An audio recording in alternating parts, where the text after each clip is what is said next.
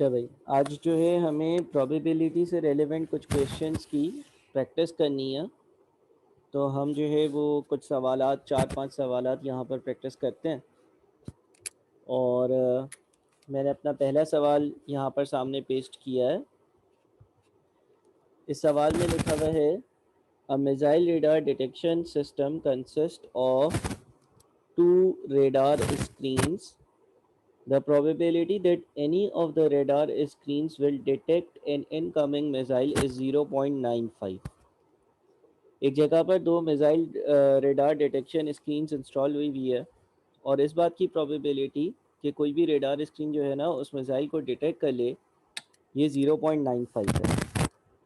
यानी कि मेरे पास दो चीज़ें हैं। 0.95 इस बात की प्रोबेबिलिटी है कि कोई मिसाइल जो है वो डिटेक्ट हो जाएगा, और 0.05 इस बात की प्रोबेबिलिटी है कि वो डिटेक्ट नहीं हो पाएगा। ठीक है ना। 0.95 इस बात की प्रोबेबिलिटी है कि वो डिटेक्ट हो जाएगा, और 0.05 इस बात की प्रोबेबिलिटी है कि वो डिटेक्ट नहीं हो पाएगा। अच्छा, ऐसे दो रेडार स्क्रीन्स हैं। तो ये लेट से फर्स्ट स्क्रीन की बात हो रही थी। फर्स्ट स्क्रीन के डिटेक्ट करने की प्रोबेबिलिटी 0.95 और ना डिटेक्ट करने की प्रोबेबिलिटी 0.05।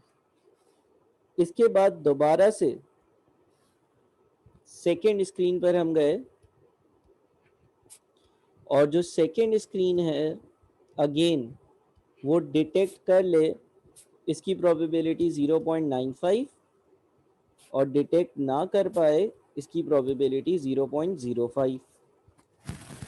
इसी तरह से पहला डिटेक्ट ना कर सके, उसके बाद सेकेंड वाला डिटेक्ट कर ले, इसकी प्रोबेबिलिटी 0.95, और ना कर पाए इसकी प्रोबेबिलिटी 0.05। ठीक है। अच्छा, आगे वाला सवाल पढ़ने से पहले मैं ये कहता हूँ कि अगर आपको सवाल ये बोलता कि भाई पहला और दूसरा रेडार स्क्रीन का जो सिस्टम है, रेडार डिटेक्शन सिस्टम है, दोनों जो है वो मिसाइल्स को डिटेक्ट कर लें, इसकी क्या प्रोबेबिलिटी है, तो आप लिखते हैं 0.95, यानी कि ये वाली वैल्यू मल्टीप्लाइड बाई 0.95, यानी कि ये दूसरी वाली वैल्यू। तो अगर दोनों को मैं मल्टीप्लाई करता हूँ, 0.95 मल्टीप्लाइड बाई 0.95, तो ये बनता है हमारा 0.9025। 0.9025। ठीक है। इसके बाद अगर पहला सिस्टम डिटेक्ट कर ले और दूसरा ना कर पाए, इसकी कोई प्रोबेबिलिटी पूछता कि पहला सिस्टम मिसाइल को डिटेक्ट कर ले बट दूसरा वाला सिस्टम मिसाइल को डिटेक्ट ना कर पाए, तो मैं लिखता 0.95 मल्टीप्लाइड बाई 0.05। तो 0.95 मल्टीप्लाइड बाई 0.05 जो है वो बन जाता आपका 0.0475। 0.0475। ठीक है। इसके बाद अगर कोई इस बात की प्रोबेबिलिटी पूछता कि पहला सिस्टम डिटेक्ट ना कर पाए और दूसरा सिस्टम मिसाइल को डिटेक्ट कर ले, तो इसकी प्रोबेबिलिटी होती 0.05, पहला ना करे और दूसरा कर ले, यानी कि 0.95, यानी कि अगेन 0.0475। इसके बाद अगर कोई यूं पूछता कि भाई पहला सिस्टम भी मिसाइल को डिटेक्ट ना कर पाए और दूसरा सिस्टम भी मिसाइल को डिटेक्ट ना कर पाए, इसकी क्या प्रोबेबिलिटी होगी, तो वो होती 0.05 मल्टीप्लाइड बाई 0.05, और 0.05 इंटू 0.05 जो है वो बन जाता है आपका 0.0025। अच्छा, ये बात याद रहे कि जब मैं सारी प्रोबेबिलिटीज को इस तरह से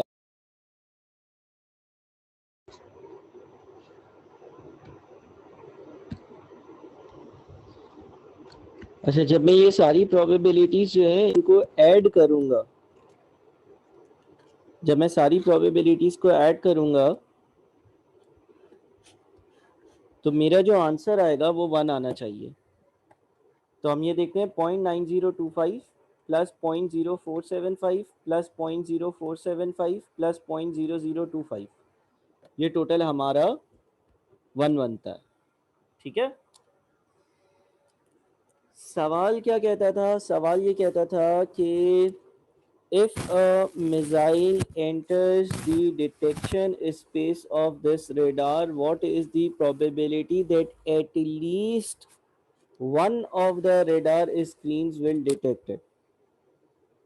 यानी कि आप इस बात की प्रोबेबिलिटी बताओ, आप इस बात की प्रोबेबिलिटी बताओ कि एट लीस्ट का मतलब होता है कम से कम, एट लीस्ट एक सिस्टम जो है ना, एटलीस्ट एक सिस्टम जो है, यानी कि कम से कम एक सिस्टम जो है वो मिसाइल को डिटेक्ट कर ले। तो एटलीस्ट वन सिस्टम का मतलब ये हो गया, या तो कोई एक सिस्टम डिटेक्ट कर ले इसकी प्रोबेबिलिटी, या फिर दोनों सिस्टम्स जो है वो डिटेक्ट कर लें, इसकी प्रोबेबिलिटी हमें कैलकुलेट करनी है। मेरी आवाज़ बिल्कुल क्लियर है ना? कोई डिस्टॉर्शन किसी किस्म की तो नहीं है? काइंडली मुझे चैट बॉक्स में लिखकर बता दो। अच्छा, अब इसका मतलब ये हो गया कि एक डिटेक्ट कर ले, इसमें ये दो बातें आ जाती हैं, यानी कि पहला सिस्टम डिटेक्ट कर ले दूसरा ना कर पाए, या पहला ना कर पाए और दूसरा कर ले। ये वो वाले सिनेरियोज है जिसमें मैं कहूँगा कि एक सिस्टम जो है ना वो मिसाइल को डिटेक्ट कर रहा है। तो एक के नीचे लिख दो 0.0475 प्लस 0.0475।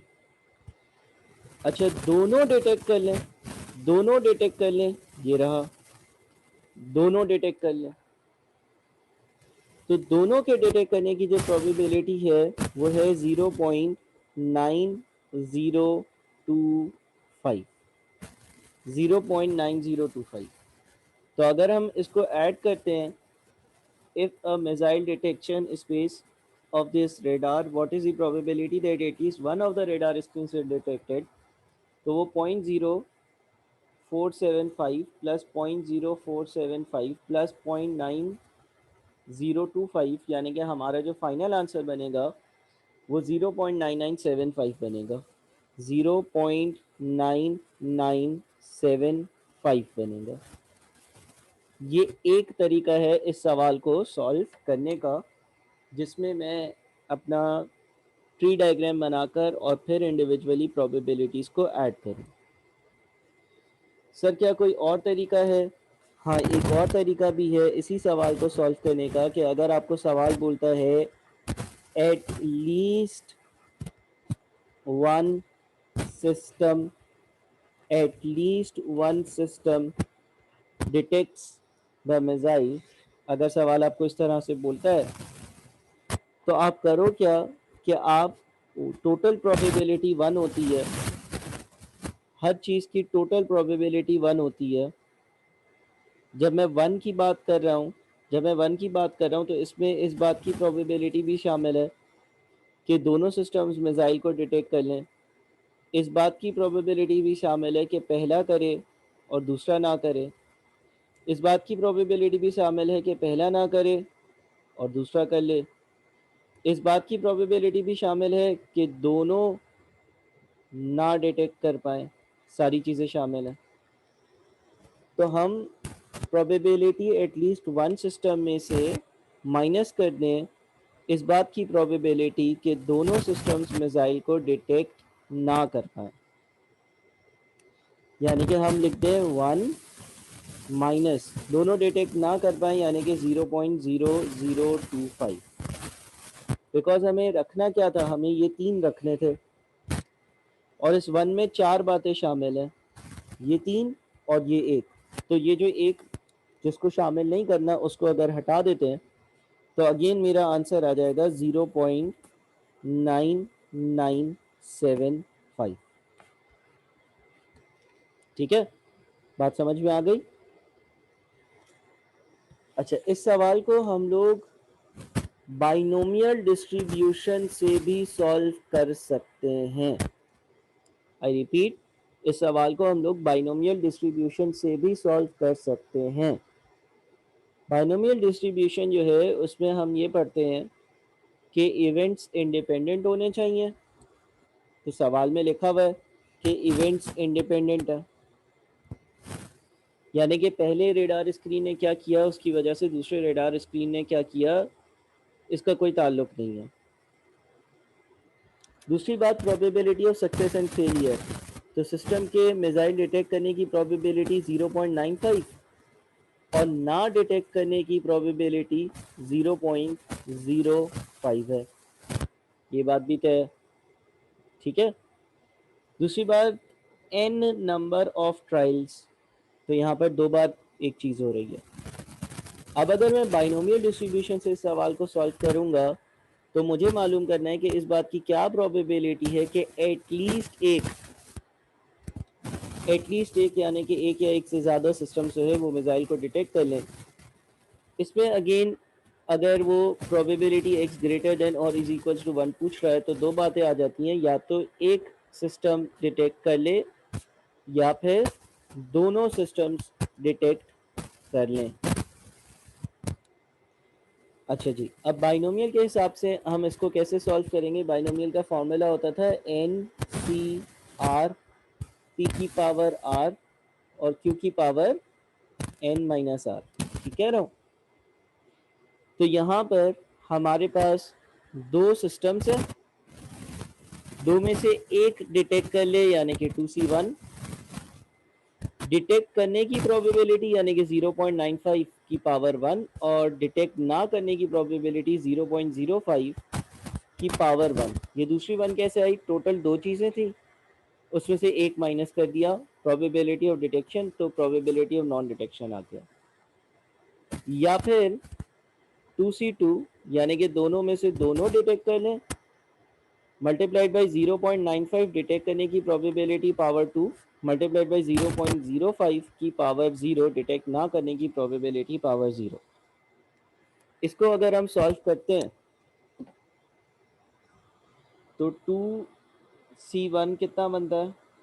सॉल्व करो ज़रा इसको। 2C1 बनता है 2 इंटू 0.95 इंटू 0.05, यानी कि एक चीज़ बन रही है 0.095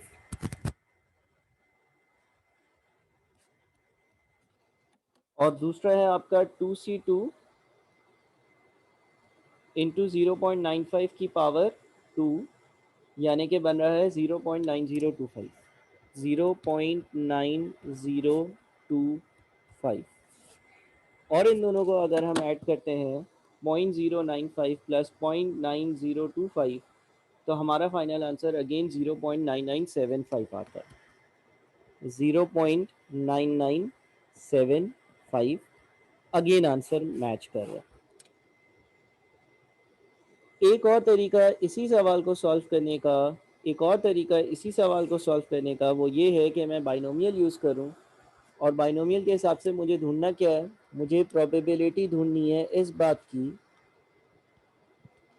कि एक या एक से ज़्यादा रेडार स्क्रीन्स मिसाइल को डिटेक्ट कर लें। तो उसको सॉल्व करने के लिए मैं ऐसा भी कर सकता हूँ कि टोटल प्रोबेबिलिटी 1 होती है, उसमें से मैं माइनस कर दूँ एक भी सिस्टम डिटेक्ट ना करे इसकी प्रोबेबिलिटी को, एक भी सिस्टम डिटेक्ट ना करे इसकी प्रोबेबिलिटी को, यानी कि 1 माइनस दो सिस्टम से दो में से एक भी डिटेक्ट ना कर पाए यानी कि 2C0 मल्टीप्लाइड बाई 0.95 की पावर 0 मल्टीप्लाइड बाई 0.05 की पावर 2। ठीक है, तो ये बनेगा 1 माइनस 2C0 कितना होता है? 2C0 आपका होता है 1 इंटू 0.95 की पावर 0 इंटू 0.05 की पावर 2, यानी कि ये बन जाता है आपका 0.0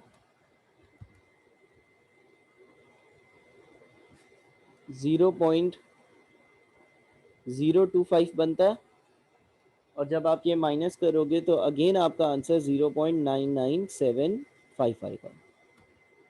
ठीक है भाई, तो ये बाइनोमियल डिस्ट्रीब्यूशन से रेलेवेंट एक क्वेश्चन था, बाइनोमियल डिस्ट्रीब्यूशन से रेलेवेंट एक क्वेश्चन था, जिसको मैंने सिंपल प्रोबेबिलिटी से भी किया है, और मैंने इसको बाइनोमियल डिस्ट्रीब्यूशन के रूल्स के हिसाब से भी सॉल्व करा है।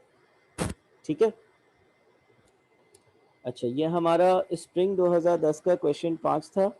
सर इसका आईकेप का आंसर देखते हैं कि आईकेप ने भी क्या ऐसे ही किया है।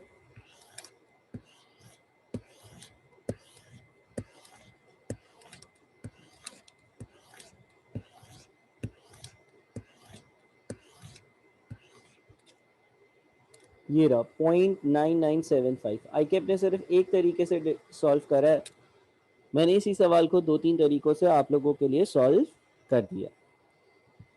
कोई कंफ्यूजन है इसमें तो काइंडली आप लोग बता दो, और अगर कोई कंफ्यूजन नहीं है तो भी नो कंफ्यूजन लिख दो, ताकि मैं क्लियर हो जाऊं कि आप लोगों को बातें समझ में आ रही हैं और मैं आगे बढ़ूं।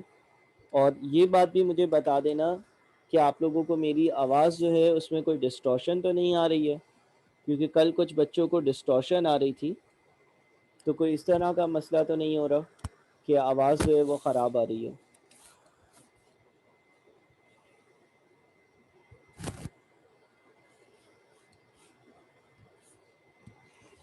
अच्छा जी, एक और सवाल हम करने लगे हैं, तो उम्मीद है कि आप लोग जो है वो साथ साथ ही रहोगे। ठीक है ना, एक और सवाल हम लोग करने लगे हैं, उम्मीद है कि आप लोग साथ साथ ही रहोगे, ताकि कोई भी अगर मसला होगा तो उसी वक्त ऑन स्पॉट हम उसको डिस्कस कर लेंगे।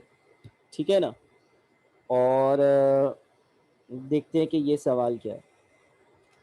इसमें लिखा हुआ है during a T20 cricket match Naeem scored 47 runs in 6 overs.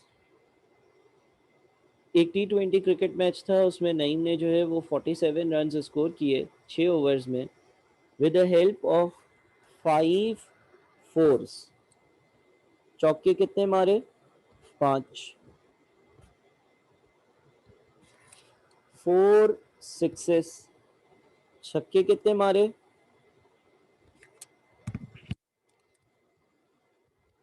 4। And 3 singles. और एक रन वाला कितने स्कोर है? 3। यानी कि टोटल जो इसके स्कोरिंग शॉट्स हैं वो 5 और 4 9, 9 और 3 12। If a TV channel were to show two of his scoring shots during its news update and the shots were to be selected on random basis, find the probability of either of the following. अगर एक TV channel randomly इसके दो shots दिखाना चाहता है और उन दोनों शॉट्स पे उसने डिफरेंट रन्स स्कोर किए हों। If a TV channel were to show two of his scoring shots during its news update and the shots were to be selected on random basis, find the probability of either of the following. Number one, on both the shots, Naeem had scored different runs. अगर एक TV channel Naeem के दो shots अपने TV broadcast में दिखाना चाहता है और ये चीज़ भी इंश्योर करना चाहता है कि उन दोनों शॉट्स पर नईम ने डिफरेंट रन स्कोर करे हों, इसकी क्या प्रोबेबिलिटी होगी? एक तरीका सॉल्व करने का, मेथड नंबर 1 वो ये है कि लेट्स से टीवी पे हाइलाइट्स आ रही हों, पहला शॉट हो जिसपे उसने 4 रन मारे, दूसरा शॉट हो जिसपे उसने 6 रन मारे। 4-4 या 6-6 या 1-1 नहीं हो सकता ना, लेकिन 4-6 तो हो सकता है, पहले पे चौका दूसरे पे छक्का, डिफरेंट है।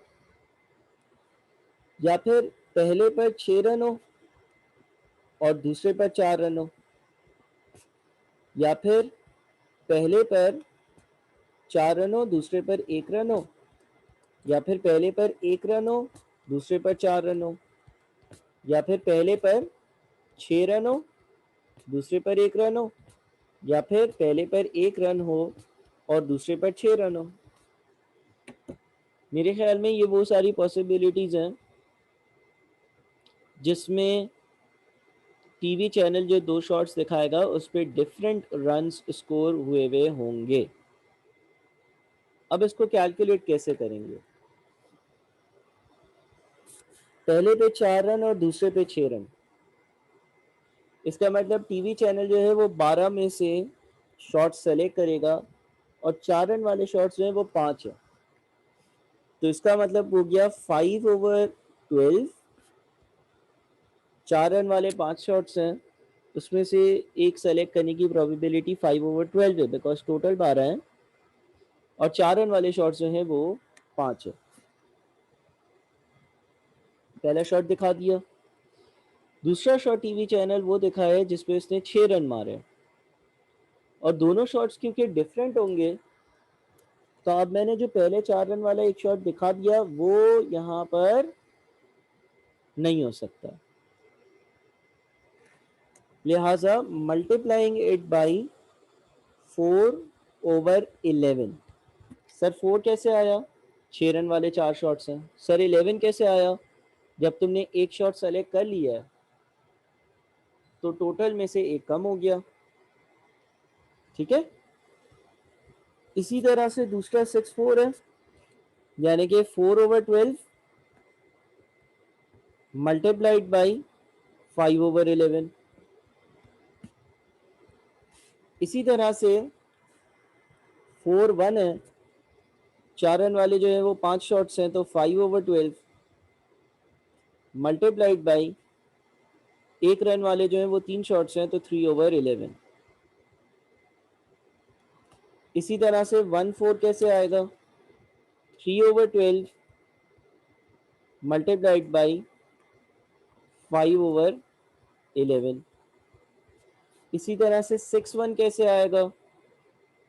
4/12, 4 शॉट से 6 रन वाले, मल्टीप्लाइड बाई 3/11, 3 शॉट से 1 रन वाले।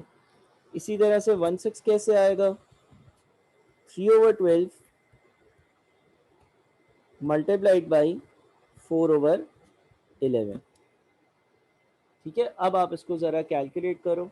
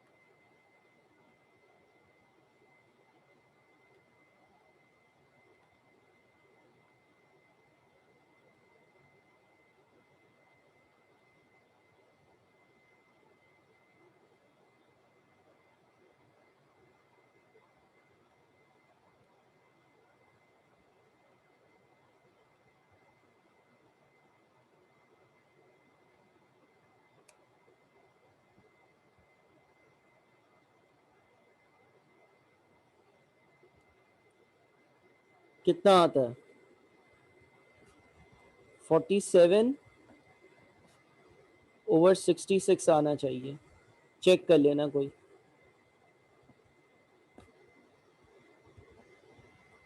ठीक है, ये पहला तरीका है सवाल को सॉल्व करने का।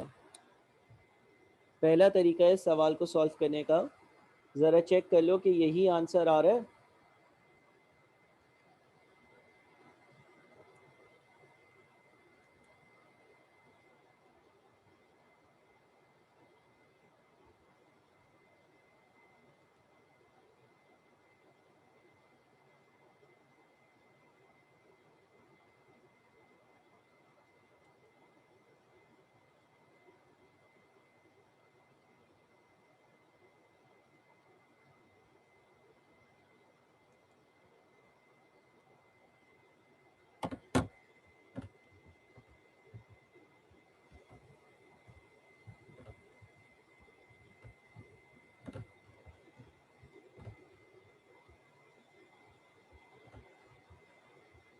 आगे बढ़ते हैं। ठीक है, कोई कंफ्यूजन है यहाँ तक?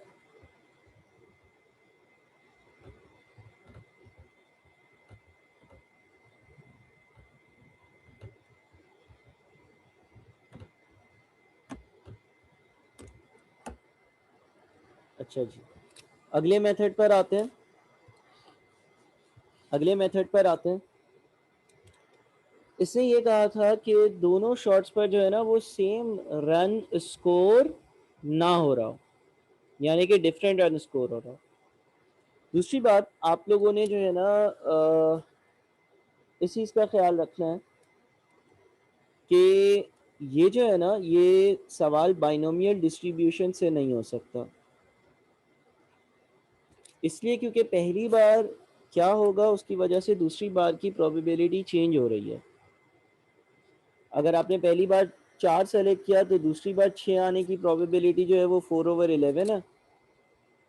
और अगर आपने मिसाल के तौर पर पहले 1 सेलेक्ट किया या पहले 6 सेलेक्ट किया तो फिर 4 आने की प्रोबेबिलिटी कुछ और है, यानी कि प्रोबेबिलिटी चेंज हो रही है, डिनोमिनेटर चेंज हो रहा है। हमने एक डिस्ट्रीब्यूशन पढ़ी हुई है, हाइपर ज्योमेट्रिक डिस्ट्रीब्यूशन, जो सिलेक्शन के कॉन्सेप्ट्स को अप्लाई करती है। तो यहाँ पर हकीकतन सिलेक्शन हो रही है, आप इस सवाल को हाइपर ज्योमेट्रिक डिस्ट्रीब्यूशन वाले मेथड से भी सॉल्व कर सकते हो।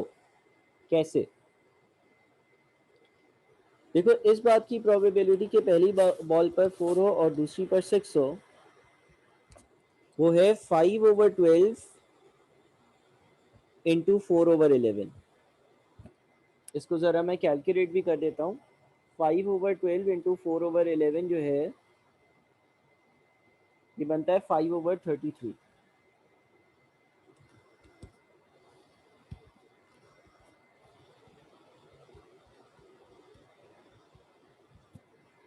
अच्छा, इसी तरह से अगर पहली बॉल पर 6 रन हो दूसरी पर 4 हो, हाँ उमर विदाउट रिप्लेसमेंट से होगा, तो इसकी प्रोबेबिलिटी है 4/12 मल्टीप्लाइड बाई 5/11। और अगर इसको भी मैं कैलकुलेट करूंगा ना तो 5/33 बनेगा, यानी कि टोटल हो जाएगा इन दोनों का टोटल हो जाएगा 10/33।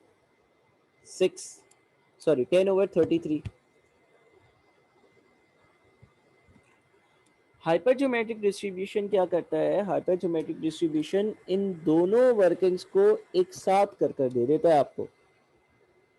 कैसे? देखो, हाइपरज्योमेट्रिक डिस्ट्रीब्यूशन में हम क्या करते हैं, हम बोलते हैं भाई टोटल कितनी चीजें हैं, टोटल 12 चीजें, 12 में से कितनी सेलेक्ट करनी है? 2। टोटल कितनी चीजें हैं? 12। 12 में से कितनी सेलेक्ट करनी है? 2। आई रिपीट, टोटल 12 है, 12 में से कितनी सेलेक्ट करनी है? 2। तो डिनोमिनेटर में 12C2।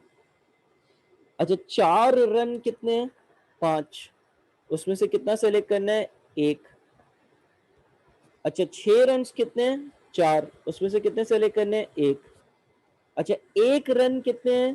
3। उसमें से कितने सेलेक्ट करने हैं? 1 भी नहीं। तो अगर मैं इसको सॉल्व करूंगा, 5C1 into 4C1 into 3C0 divided by 12C2, तो यह आपका 10/33 आ रहा होगा। यानी कि हाइपरज्योमेट्रिक का फायदा ये होता है कि वो इन दोनों वर्किंग्स को एक साथ इकट्ठा कर देता है, चीजें समराइज कर देता है। इसी तरह से पहली बॉल पर 4 और दूसरी बॉल पर 1, या पहली बॉल पर 1 और दूसरी बॉल पर 4 आने की प्रोबेबिलिटी देखते हैं कि कहाँ है। सर वो यहाँ है, ये 4 और 1 की प्रोबेबिलिटी है,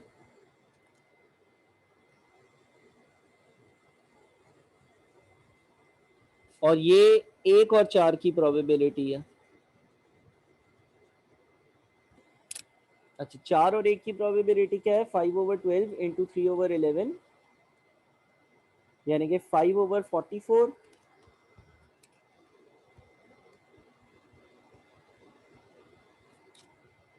और 1 और 4 की प्रोबेबिलिटी 3/12 इंटू 5/11, यानी कि अगेन 5/44। और 5/44 और 5/44 का मतलब हो गया 10/33। 44। ठीक है, अब हाइपरज्योमेट्रिक इन दोनों को एक साथ कर दे देगा, यानी कि अगर आप हाइपरज्योमेट्रिक बोलोगे, इस बात की क्या प्रोबेबिलिटी है कि एक चीज पर एक शॉट पर चार हो और एक पर एक हो, रिगार्डलेस ऑफ द ऑर्डर के चार एक है या एक चार है, कैलकुलेट कर दो। तो उसमें हम अप्लाई कुछ यूं कॉन्सेप्ट करेंगे कि 12 में से हमें दो चीज़ें सेलेक्ट करनी है, तो डिनोमिनेटर में 12C2, 4 रन वाले 5 शॉट्स हैं, उसमें से एक सेलेक्ट करना है यानी कि 5C1, 1 रन वाले 3 शॉट्स हैं, उसमें से एक सेलेक्ट करना है यानी कि 3C1, और 6 रन वाले 4 शॉट्स हैं जिसमें से एक भी सेलेक्ट नहीं करना।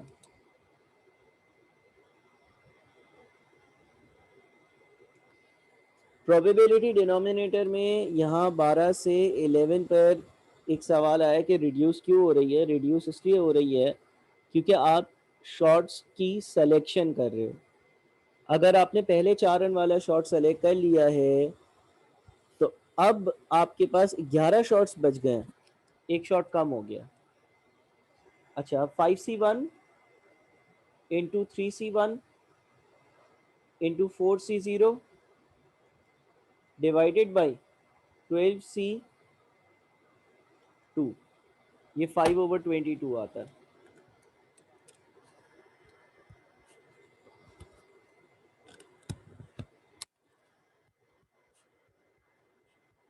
और आना भी इतना ही चाहिए। ये जो 10/44 है इसको हम 5/22 भी लिख सकते हैं, 2 से सिंप्लीफाई कर।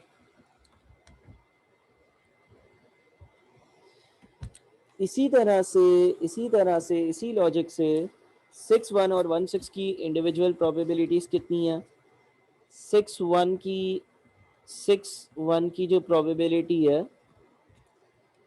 4/12 इंटू 3/11 यानी कि 4/12 इंटू 3/11 यानी कि 1/11, और 3/12 इंटू 4/11 यानी कि अगेन 1/11, और इन दोनों का एडिशन 2/11 बनेगा। तो ये चीज़ भी मैं डायरेक्टली कैलकुलेट कर सकता हूँ। टोटल 12 शॉट्स हैं, 12 में से दो सेलेक्ट करने हैं, 12C2, एक होना चाहिए 6 रन और एक होना चाहिए 1 रन। 6 रन वाले 4 शॉट्स हैं, 4C1, उसमें से एक सेलेक्ट करना है। 1 रन वाले 3 शॉट्स हैं, 3C1, उसमें से एक सेलेक्ट करना है, और 4 रन वाले 5 शॉट्स हैं, उसमें एक भी सेलेक्ट नहीं करना है यानी कि 5C0। तो 4C1 इंटू 3C1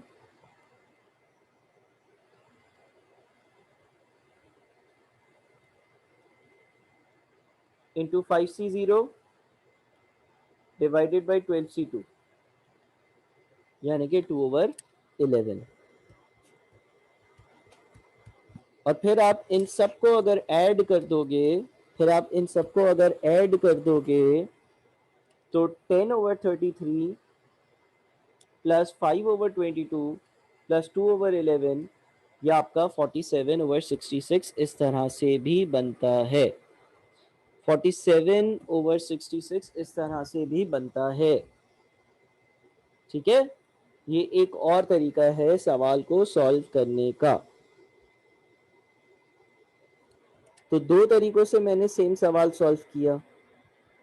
अच्छा, ऐसा ज़रूरी नहीं है कि यही दो तरीके हों जिनसे ये सवाल सॉल्व हो सकता हो, और भी तरीके हो सकते हैं,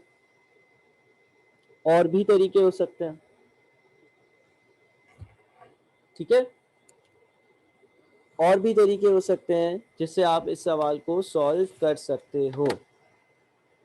यहाँ तक पहले कॉपी करो, 2 मिनट का मैं ब्रेक देता हूँ। यहाँ तक आप लोग कॉपी करो, 2 मिनट का मैं ब्रेक देता हूँ।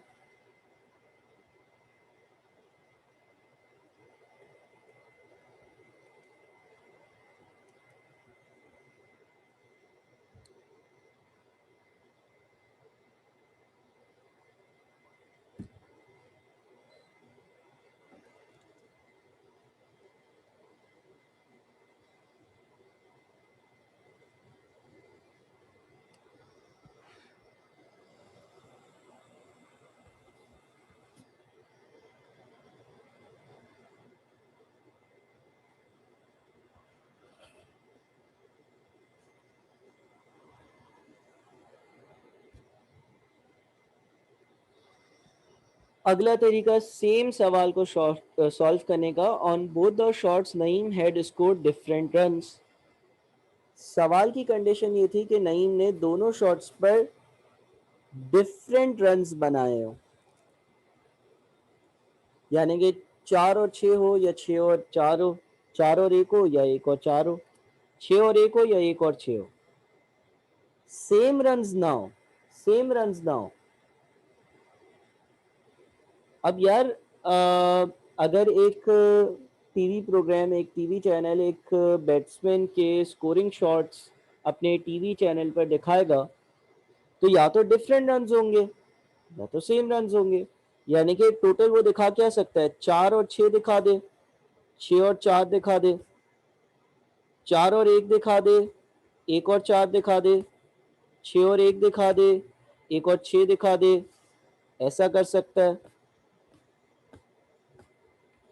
ऐसा भी कर सकता है कि 4 4 दिखा दे, ऐसा भी कर सकता है कि 6 6 दिखा दे, ऐसा भी कर सकता है कि 1 1 दिखा दे। इसके अलावा और कोई मुमकिन बात नहीं है, इसके अलावा और कोई मुमकिन बात नहीं है। 4 और 6 दिखा दिया, 6 और 4 दिखा दिया, 4 और 1 दिखा दिया, 1 और 4 दिखा दिया, 6 और 1 दिखा दिया, 1 और 6 दिखा दिया, 4 4 दिखा दिया, 6 6 दिखा दिया या 1 1 दिखा दिया। इसके अलावा और कोई मुमकिन बात नहीं है। और हमें पता है कि सारी मुमकिन बातें जो होती हैं उनकी प्रोबेबिलिटी का जो सम होता है ना वो होता है 1। अच्छा, हमें जो बताना है वो हमें बताना है 1 2 3 4 5 6, इन 6 बातों को हमें शामिल करना। शामिल किन को नहीं करना, 4 4 को, 6 6 को और 1 1 को। तो भाई एक और तरीका इसी सवाल को सॉल्व करने का वो है probability different runs, probability different runs is equals to 1, यानी कि total minus probability same runs. Different runs की प्रोबेबिलिटी यानी कि ये ग्रीन वाली चीजें ऐसे भी निकल सकती हैं कि ग्रीन और ब्लू वाली चीजों का सम 1 है, उसमें से ब्लू वाली चीजें माइनस कर दो, तो इसका मतलब 1 माइनस सेम रन्स की प्रोबेबिलिटी क्या होगी, 4 4। पहली बॉल पर भी 4 हो, दूसरी पर भी 4 हो, कैसे आएगा, 5/12 मल्टीप्लाइड बाई 4/11,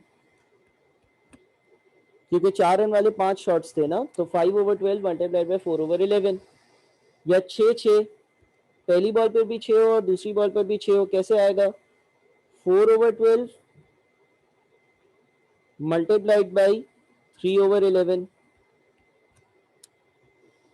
पहली बॉल पर 6 और दूसरी बॉल भी 6 हो, और तीसरी चीज इसमें से माइनस कर दो 1 1, यानी कि 3/12 मल्टीप्लाइड बाई 2/11। ठीक है, तो इसको कैलकुलेट करते हैं।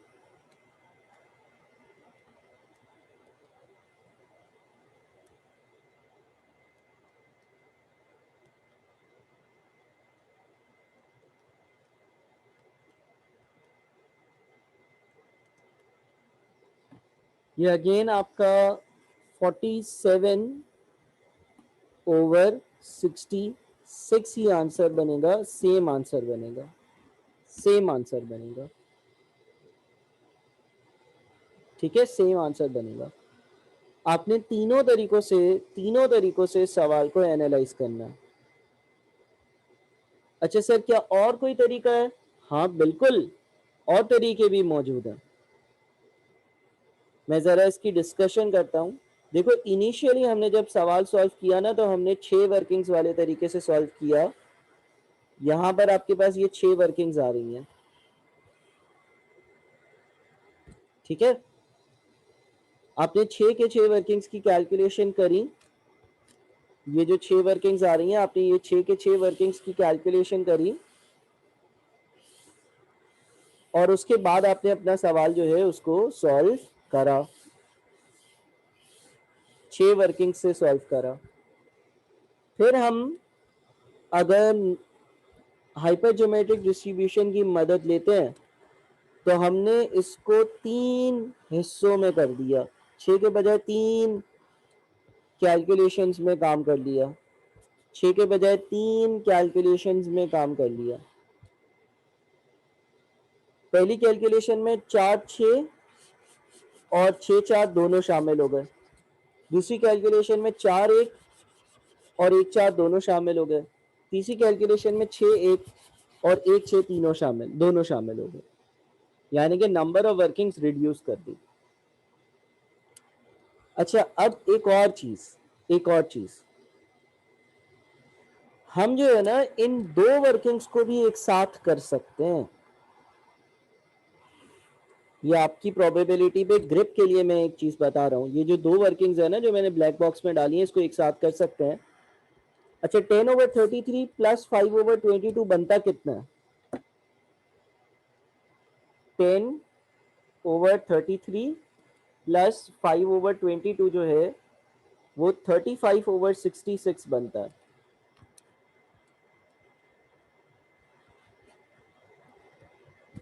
इस चीज को हम एक साथ कर सकते हैं। कैसे सर?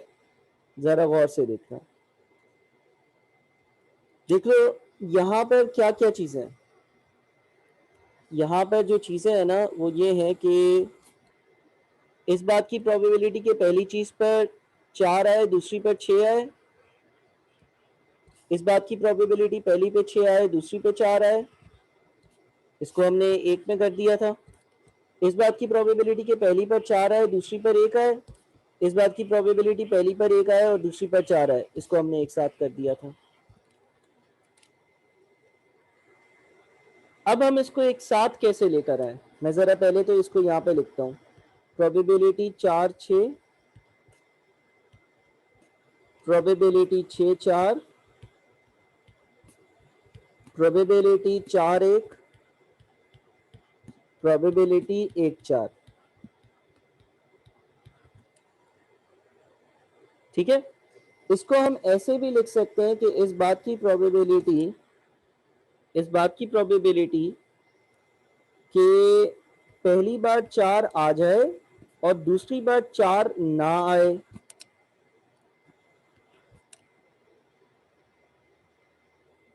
पहली बार 4 आए और दूसरी बार 4 ना आए, इसमें एक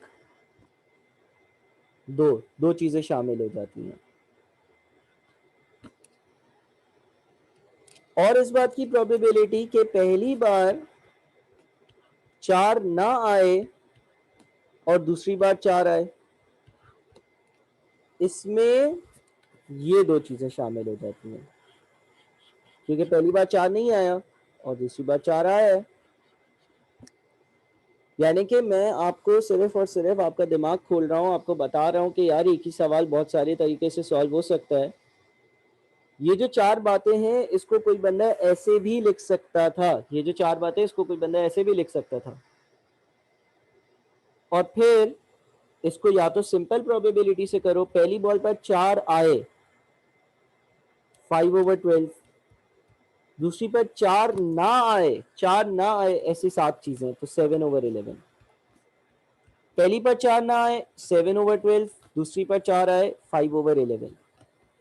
एंड इसको अगर तुम सॉल्व करोगे तो 5/12 multiplied by 7/11 plus 7/12 multiplied by 5/11।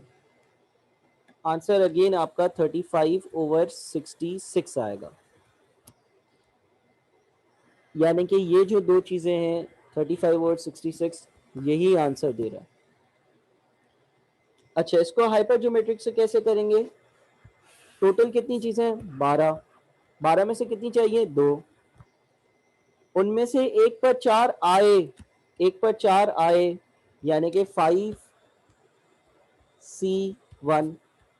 और बाकी जो चीजें हैं यानी कि 4 ना आने वाली चीजें 7, उसमें से एक हो 7C1। इसको सॉल्व करोगे तो 5C1 into 7C1 divided by 12C2, इससे भी आपका आंसर 35/66 ही आएगा। बात को समझ रहे हो? तो इसका मतलब ये हो गया कि कोई बंदा ऊपर वाले सवाल को ऐसे भी सॉल्व कर सकता था, पहली बॉल पर 4 ना आए, दूसरी पर 4 आए, पहली बॉल पर 4 ना आए, दूसरी पर 4 आ जाए, इसमें ये 4 बातें शामिल हो जाती। और पहली बॉल पर 1 आए, दूसरी पर 6 आए, या फिर पहली बॉल पर 6 आए और दूसरी पर 1 आए, ऐसे भी कोई सॉल्व कर सकता था। इसका आंसर क्या निकाला हमने? इसका आंसर हमने निकाला 35/66। इसका आंसर कैसे आएगा? ऊपर वर्किंग करी हुई है 2/11, दोनों को ऐड कर दो।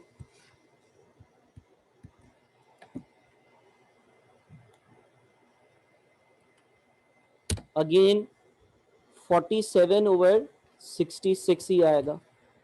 अच्छा, क्या सर ये भी हाइपरज्योमेट्रिक से नहीं हो सकता, जैसे आपने ये हाइपरज्योमेट्रिक से किया? हाँ, हो सकता है। कैसे सर? और कोई तरीका बताएं। लास्ट तरीका बता देता हूँ, लास्ट।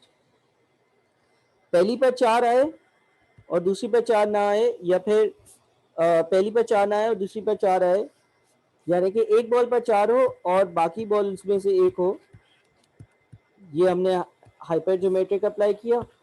अच्छा, 6 और 1 और 1 और 6 को कैसे कर सकते हैं? 6 वाली कितनी चीजें हैं? 4 है, 4 में से एक चाहिए। 1 वाली कितनी चीजें हैं? 3 है, 3 में से एक चाहिए। और 4 वाली कितनी चीजें हैं? 5 है, 5 में से एक भी नहीं चाहिए। Upon 12C2। तो अगर आप इसको सॉल्व करोगे ये 35/66 आएगा, इसको सॉल्व करोगे ये 2/11 आएगा। अगेन आपका एडिशन जो है वो 47/66 होगा। ये मैंने एक ही सवाल बहुत सारे तरीकों से सॉल्व किया, एक ही सवाल बहुत सारे तरीकों से सॉल्व किया, एक ही पार्ट बहुत सारे तरीकों से सॉल्व किया। कोई एक तरीका आना चाहिए? नहीं। पेपर क्लियर करना है तो सारे तरीके आने चाहिए। टाइम चलाना है, टाइम गुजारना है, ज़िंदगी गुजारनी है, फेल होना है तो एक ही तरीका आना चाहिए, क्योंकि सवाल बहुत सारे तरीकों से आ सकता है। आप लॉजिकली क्लियर हो। अच्छा जी, उसके बाद अगला जो पार्ट है, जो अगला पार्ट है वो मैं सिर्फ एक तरीके से कर देता हूँ, बहरहाल उसके भी बहुत सारे तरीके हैं। अगले पार्ट में सिंपली उसने बोला है on one of the shots he had hit अ 6, यानी कि टीवी की हाईलाइट पे 2 शॉट्स आएंगे, एक शॉट पर 6 हो, तो एक पर 6 हो तो दूसरे पे 6 ना हो। यानी कि वो हमसे जो चीज़ पूछ रहा है, वो पूछ रहा है कि यार एग्जैक्टली एक शॉट पर 6 हो, यानी कि या तो पहले पे 6 ना हो दूसरे पे 6 हो, या फिर पहले पर 6 हो तो दूसरे पे 6 ना हो। ये बात पूछ रहा है। अलग अलग कर लो या हाइपर ज्योमेट्रिक से कर लो। हाइपर ज्योमेट्रिक से ऐसे होगा 12C2, 12 चीज़ें उसमें से 2 सेलेक्ट करनी है, एक वो सेलेक्ट करनी है जो 6 वाली है यानी कि 4C1, एक वो सेलेक्ट करनी है जो 6 वाली नहीं है यानी कि 8C1। तो 4C1 into 8C1 divided by 12C2, 16/33। एक तरीके से सॉल्व किया मैंने, और भी तरीके सॉल्व करने के मौजूद हैं। 16/33। तो ये जो 2 सवाल मैंने करवाए, एक हाइपर ज्योमेट्रिक का, एक बाइनोमियल डिस्ट्रीब्यूशन का, बड़े डिटेल में करवाए हैं। आप इन दोनों सवालों को 2 बार, 3 बार, 4 बार जो है वो बार बार सॉल्व करें, बार बार सॉल्व करें और बार बार सॉल्व करें और सेम सवाल को सॉल्व करें, तो आपकी हाइपर ज्योमेट्रिक और बाइनोमियल की ग्रेप इंशाल्लाह अच्छी बनेगी। इसके अलावा हमने बाइनोमियल और हाइपर ज्योमेट्री के बहुत सारे दूसरे सवाल जो हैं वो पहले ही देखे हैं रिकॉर्डेड लेक्चर्स की फॉर्म में। काइंडली इसको कंप्लीट करें। अगली क्लास में इंशाल्लाह मज़ीद सवालात की प्रैक्टिस करेंगे। ये आपके पोर्टल पर अपलोड हो जाएगा। बहुत शुक्रिया। अल्लाह हाफ़िज़।